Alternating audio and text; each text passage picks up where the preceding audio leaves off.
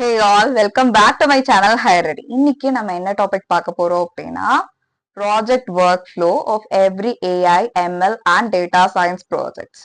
Most of the colleges and IT training centres பண்ணக்கூடிய ஒரு காமனான மிஸ்டேக்கு ப்ராஜெக்ட்னா என்ன, ப்ராஜெக்ட் எப்படி பண்ணணும், நீங்க எப்படி டாபிக் சூஸ் பண்ணணும், எங்க இருந்து டேட்டா செட் எடுக்கணும் அப்படின்றத கடைசியில சொல்றதுதான். ஸோ அது வந்து ஸ்டூடெண்ட்ஸோட நர்வஸ்னஸை இன்க்ரீஸ் பண்ணும் and that the last time உங்களுக்கு டைமுமே பத்தாது. So in this video, we are going to see the workflow of every project, not just as a student, after even getting into the company. Specific-ஆ நீங்க கம்பெனிக்குள்ள போனதுக்கு அடுத்து உங்களோட project work flow இந்த டொமைன்ஸ்ல AI, machine learning and data science டொமைன்ஸ்ல எப்படி இருக்கும், as an expert-ஆ நீங்க என்ன ஃபாலோ பண்ணுவீங்க அப்படின்றத கிளியரா பார்க்க போறோம். Without any delay, let's get into the video. The first step is problem statement.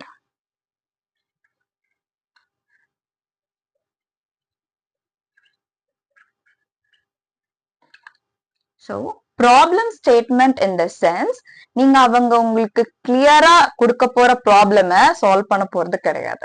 அந்த ப்ராப்ளம் ஸ்டேட்மெண்ட் எப்படி வரும்னா they will just give the data set and they will ask you what can I do with this data. அந்த மாதிரி தான் most of the problems நீங்க handle பண்ணுவீங்க if you become as a data scientist or AI engineers or any of data based roles. So அதுக்கு அந்த டேட்டாவை நீங்க understand பண்ணணும் அப்படின்னா உங்களுக்கு டொமைன் நாலேஜ் ரொம்ப ஸ்ட்ராங்கா வேணும். சோ அந்த ப்ராப்ளம் ஸ்டேட்மெண்ட்டை நீங்க கிளியரா அண்டர்ஸ்டாண்ட் பண்றதுக்கு அஸ் அன் எக்ஸ்பர்ட் டேட்டா சயின்டிஸ்டா நீங்க மாறணும் அப்படின்னா இல்ல ஒரு ஏஐ இன்ஜினியரா மாறணும்னா நீங்க ஸ்டார்டிங்ல இருந்தே ஒரு ப்ராப்ளம் ஸ்டேட்மெண்ட் உங்க கைக்கு வரும்போது you have to do a domain based research. இந்த ஒரு ப்ராப்ளம்க்கு இண்டஸ்ட்ரியில ரீசெண்டா என்ன ஒரு பேப்பர் பப்ளிஷ் பண்ணிருக்காங்க அப்படின்றத ரிசர்ச் பண்ணணும். இதுக்கு என்ன சொல்யூஷன் வந்து கண்டுபிடிச்சிருக்காங்க அப்படின்றத ரிசர்ச் பண்ணணும். சோ அதெல்லாம் பேஸ் பண்ணி நீங்க ஒரு டாக்குமெண்ட்ஸ் ரெடி பண்ணணும். சோ அதை பேஸ் பண்ணி தான் டோட்டலா அந்த ப்ராப்ளம் ஸ்டேட்மெண்ட்டையே நீங்க understand பண்ணிக்குவீங்க. The next step is some people might tell you it is data collection, but in reality it is not data collection. Searching for data resources.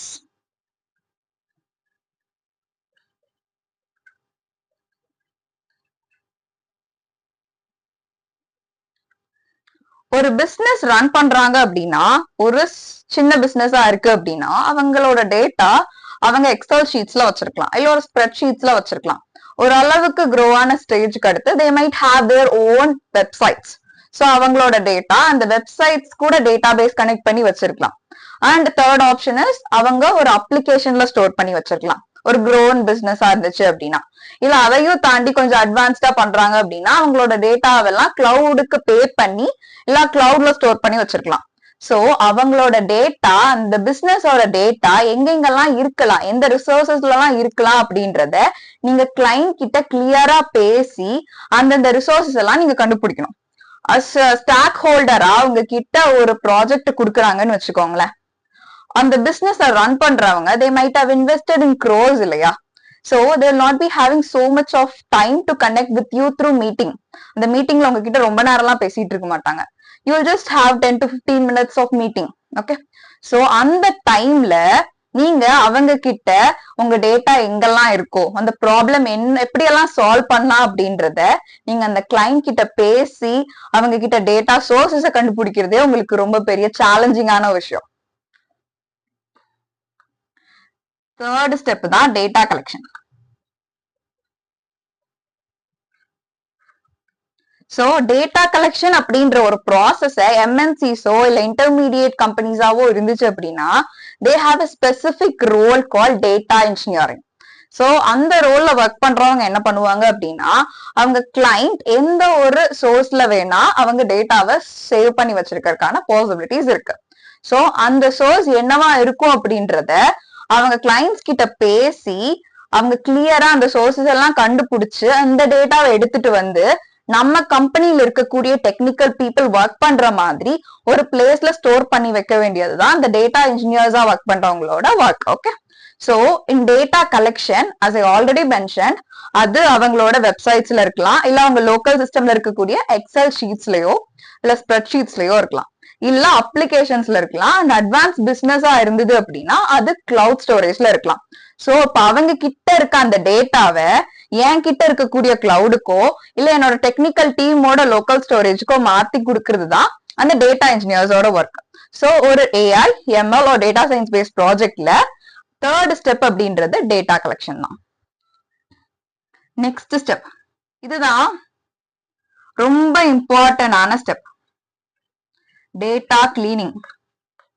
So most of the ML engineers, AI engineers or data scientist இல்ல data analyst, so இந்த 4 ரோல்ஸ்ல work பண்றவங்களுமே இந்த ஒரு particular ஸ்டெப்ப பண்ணிதான் ஆகணும். நீங்க எந்த ஒரு specific டொமைன்ல, இந்த 4 டொமைன்ல நீங்க எந்த டொமைன்ல ஒர்க் பண்ணாலும் தேர் ஆர் சான்சஸ் ஏதாவது ஒரு ஸ்டெப்ல டேட்டால ஒரு சின்ன சின்ன சேஞ்சஸ் இருக்கலாம். அந்த நம்ம பண்ண போற ஆட்டோமேஷனுக்கோ இல்ல இன்சைட் கண்டுபிடிக்கிற ப்ராசஸுக்கோ நமக்கு அந்த டேட்டாவை கிளீன் பண்ண வேண்டிய நீட் இருக்கலாம். Most of the data-based teams are spending, with the proof I could say, 70% of the time அவங்க டேட்டா கிளீனிங்காக தான் ஸ்பெண்ட் பண்றாங்க.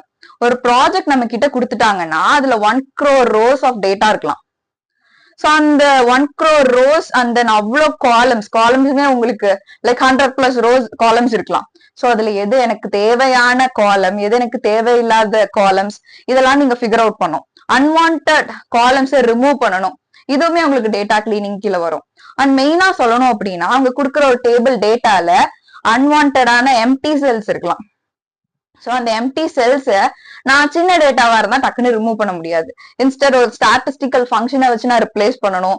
சோ இந்த எல்லா ஸ்டெப்ஸுமே இந்த டேட்டா கிளீனிங் அப்படின்ற ஒரு ப்ராசஸ்க்கு கீழே தான் வரும். சோ டேட்டா கிளீனிங் அப்படின்றதுல நீங்க 70% ஆஃப் டைம் ஸ்பெண்ட் பண்றதுக்கான ரீசன் என்ன அப்படின்னா, எல்லா டைமும் கிளைண்ட்ஸ் உங்க கிட்ட குடுக்குற அந்த டேட்டாவை நீங்க டெக்னிக்கலா பைத்தான் யூஸ் பண்ணி சால்வ் பண்றதெல்லாம் ஓகே தான். ஓகே, கிளீனிங்ல நீங்க நிறைய ஸ்டாட்டிஸ்டிக்கல் ஆப்ஷன்ஸ் இருக்கு. அதையும் தாண்டி மேனுவலா நீங்க அந்த டேட்டாவை ரோவைஸ் எப்படி இருக்குன்னு நீங்க விசிபிளா பாக்கணும். அப்பதான் அந்த டேட்டால இருக்கக்கூடிய அந்த ப்ராப்ளம்ஸ் என்ன கிளீனிங் நான் பண்ண வேண்டி இருக்கும் அப்படின்ற டெசிஷனையே நீங்க எடுக்க முடியும். சோ அதனாலதான் 70% ஆஃப் த டைம் டேட்டா கிளீனிங்க்கு ஸ்பெண்ட் பண்றாங்க.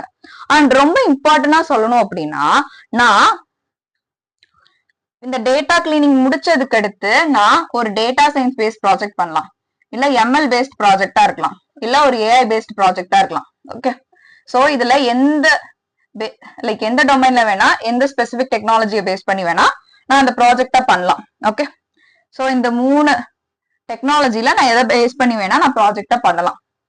சோ ஆனா இந்த 3க்குமே காமனா இருக்கக்கூடியது அப்படின்னு பாத்தீங்கன்னா, machine learning algorithms and machine லேர்னிங்ல இருக்கக்கூடிய அட்வான்ஸ்டான டீப் லேர்னிங் அல்கோரிதம்ஸ் தான் நான் அப்ளை பண்ணுவேன். அந்த அல்கோரிதம்ஸ் இந்த டேட்டாவை அண்டர்ஸ்டாண்ட் பண்ணிக்கணும் அப்படின்னா, என் டேட்டா கிளீனா இருந்தா மட்டும்தான் அந்த அல்கோரிதம்ஸ் என் டேட்டாவையே புரிஞ்சுக்கும்.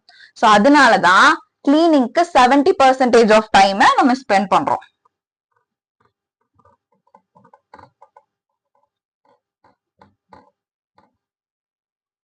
சோ சம் பீப்புள் என்கிட்ட சொல்லியிருந்தீங்க லைக் எனக்கு போர்டு வந்து ஜூம் பண்ணி காமிச்சா எனக்கு பெட்டரா இருக்கும்னு. So at the end of the video நான் உங்களுக்கு இந்த போர்டை வந்து நான் ஜூம் பண்ணி காமிக்கிறேன். So you can take screenshot. Don't worry about that for now. Now you can just listen to this one. Next, data cleaning அடுத்து இருக்கக்கூடிய இடிஏ ஆர் ஃபீச்சர் இன்ஜினியரிங், இல்ல அன்ஃபீச்சர் இன்ஜினியரிங்னு கூட சொல்லலாம்.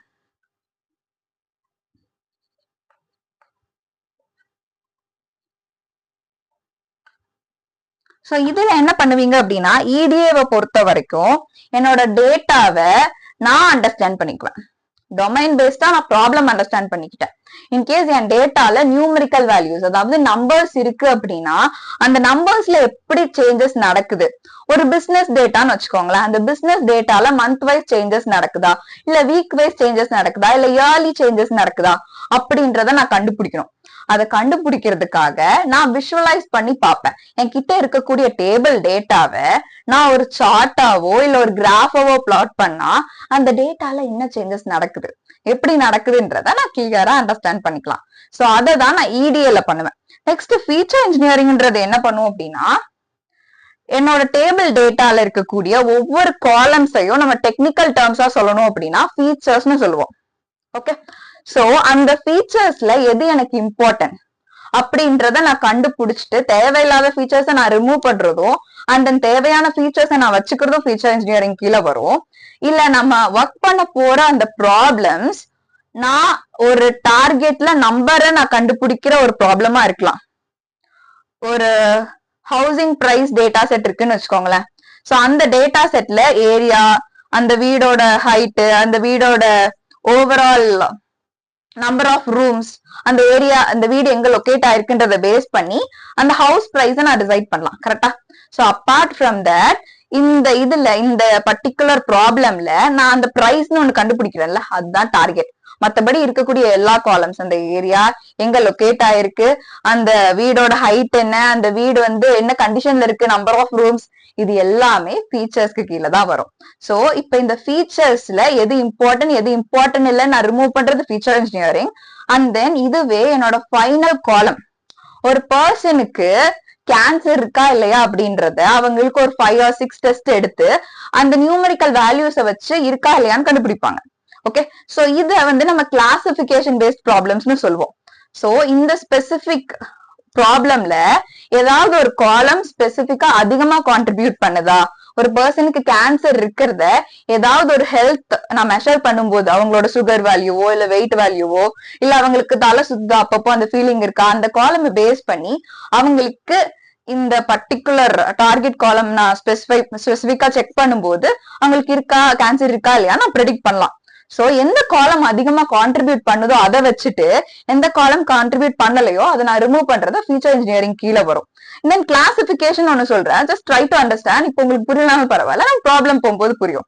சோ அதுல நமக்கு அந்த கடைசி டார்கெட் காலம் இருக்குல்ல, அது ஒரு 4 to 5 கேட்டகரிஸா இருக்குன்னு வச்சுக்கோங்களேன். நான் ஒரு ஃபிளார்லயே 5 டைப்ஸ் ஆஃப் ஃபிளார்ஸ் நான் கண்டுபிடிக்க போறேன். அது பெட்டல் லென்த், செப்பல் வித், அதை வச்சு நான் கண்டுபிடிப்பேன். சோ இப்போ அந்த 4 டைப் ஆஃப் ஃபிளார்ஸ இந்த 4 டைப் நேம் போட்டு நான் வைக்காம ஒவ்வொரு ஃபிளாருக்கும் தனித்தனியா காலம் கிரியேட் பண்ணிட்டு அந்த ஃபிளார் தான் அப்படின்னு என் மிஷின் லேர்னிங் மாடல் கண்டுபிடிச்சிச்சுன்னா அதுக்கு 1னோ இல்லைன்னா அதுக்கு 0னு மார்க் பண்ணி வைப்போம். அதுவுமே ஃபீச்சர் இன்ஜினியரிங் கீழே தான் வரும். Okay, so next feature engineering முடிச்சாச்சு, டேட்டாவை நான் அண்டர்ஸ்டாண்ட் பண்ணிட்டேன். Next one is choosing ML model.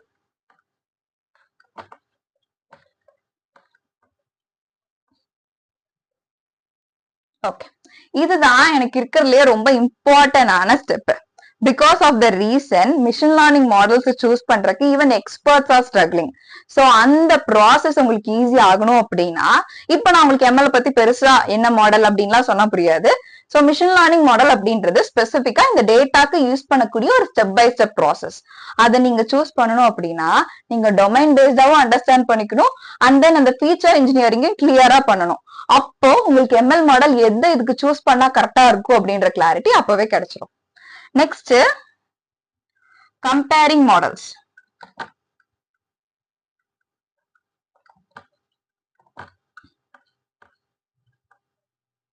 So comparing ML models பொறுத்த வரைக்கும் நான் இப்போ ஒரு டிசிஷன் எடுத்துட்டேன், எனக்கு இந்த மாடல் தான் கரெக்டா இருக்கும் அப்படின்ட்டு நான் ஒரு மாடலை சூஸ் பண்ணிட்டு ஒரு எம்எல் அல்கோரிதம் மட்டும் வச்சு இப்ப நான் கிளைண்ட் கிட்டயோ இல்ல என்னோட ஹையர் ப்ரொஃபஷனலா இருப்பாங்க இல்லையா, எனக்கு டிஎல் கிட்டயோ அவங்க கிட்டயோ போய் நான் இந்த எம்எல் மாடல் நான் சூஸ் பண்ணேன் அப்படின்னா அவங்க கண்டிப்பா அக்செப்டே பண்ணிக்க மாட்டாங்க.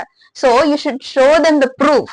அதுக்கு நீங்க இந்த ஒரு டேட்டா செட்டுக்கு இந்த ப்ராப்ளம்க்கு என்ன எம்எல் அல்கோரிதம்ஸ் எல்லாம் சூட்டபிளா இருக்கும், எந்த டிஎல் அல்கோரிதம்ஸ் எல்லாம் சூட்டபிளா இருக்கும் அப்படின்றத நீங்க ஒவ்வொரு மாடலா என் டேட்டாக்கு அப்ளை பண்ணி பார்க்கணும். எதுல அக்யூரசி இன்க்ரீஸ் ஆகுதோ, எதுல லாஸ் வேல்யூ கம்மியா இருக்கோ அதை பேஸ் பண்ணி தான் இந்த டேட்டா செட்டுக்கு இந்த அல்கோரிதம் ஒர்க் ஆகுது அப்படின்றத நீங்க ஒரு ப்ரூஃபா ஒரு ஷீட்ல ரெடி பண்ணி உங்க டெக்னிக்கல் டீம்ல இருக்கக்கூடிய டிஎல்கோ இல்ல உங்களோட சீனியர் ஏஐ இன்ஜினியர்ஸ்க்கோ இல்ல சீனியர் டேட்டா சயின்டிஸ்ட்கோ கொடுப்பீங்க. ஓகே, நெக்ஸ்ட் கம்பேர் பண்ணி இதுதான் அப்படின்னு நம்ம டிசைட் பண்ணியாச்சு. நெக்ஸ்ட் இதுதான் இருக்கிறதுலயே ரொம்ப இம்பார்ட்டன்டான ஸ்டெப், டெப்ளாய்மெண்ட். சோ இப்போ நம்ம லேர்ன் பண்றோம் இல்லையா இந்த கோர்ஸ்ல நம்ம ரொம்ப அதிகமான கிளவுட் ஸ்டோரேஜையோ இல்ல லைக் டெப்ளாய்மெண்ட்டுக்கு பெய்டு சோர்சஸையோ யூஸ் பண்ண போறது கிடையாது. You need not have that fear. ஒரு சிலருக்கு ஒருவேளை நம்ம ஏதோ கிளவுட் எல்லாம் லேர்ன் பண்றோம், ஏதாவது பே பண்ணுமா, அப்படி எதுவுமே இல்ல. நம்ம ஃப்ரீயான ரிசோர்சஸ் யூஸ் பண்ணி நீங்க ஒர்க் பண்ணுவீங்க. ஆனா கம்பெனிக்குள்ள போனதுக்கு அடுத்து நான் ஒரு டேட்டா சயின்ஸ் ப்ராஜெக்ட் பண்றேன். ஓகே, நான் இந்த காலம்ஸ் வேல்யூஸ் எல்லாம் வச்சு இந்த காலம் வேல்யூ கண்டுபிடிக்க முடியும்ன்ற மாதிரி ஒரு சிம்பிளான ப்ராஜெக்ட் பண்றேன்னு வச்சுக்கோங்களேன். சோ அப்போ அதுக்கு நான் ஒரு வெப்சைட் பில்ட் பண்ணுவேன். சோ அந்த வெப்சைட் பில்ட் பண்ணி கிளைண்ட் கையில கொடுக்குறேன்ல, அதுதான் டெப்ளாய்மெண்ட். ஓகே, சோ அந்த டெப்ளாய்மெண்ட் நம்ம ஸ்டூடெண்ட் ஃப்ரெண்ட்லியான டெப்ளாய்மெண்ட் என்னெல்லாம் இருக்கும் அப்படின்றத இந்த ப்ராஜெக்டோட இந்த கோர்ஸோட கடைசியில நம்ம கண்டிப்பா பார்ப்போம். அண்ட் ஃபைனலி ஒரு ப்ராஜெக்ட்ல இருக்கக்கூடிய இம்பார்ட்டன்டான step documentation.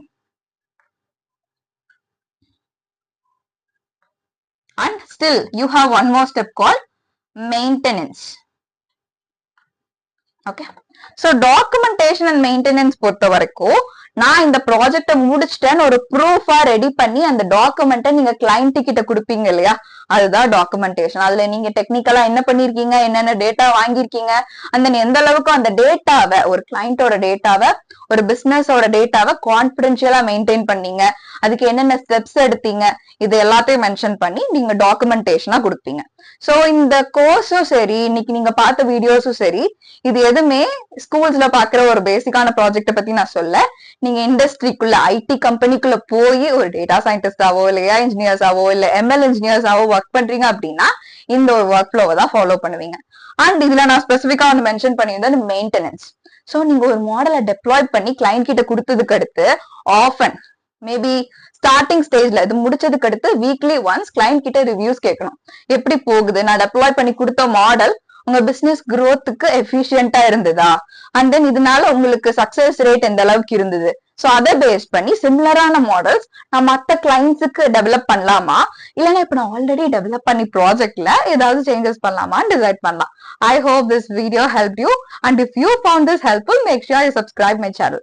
And some of you asked in the board room பண்ணி காமிங்கன்னு கேட்டீங்க, so அதுக்காக let me help you out.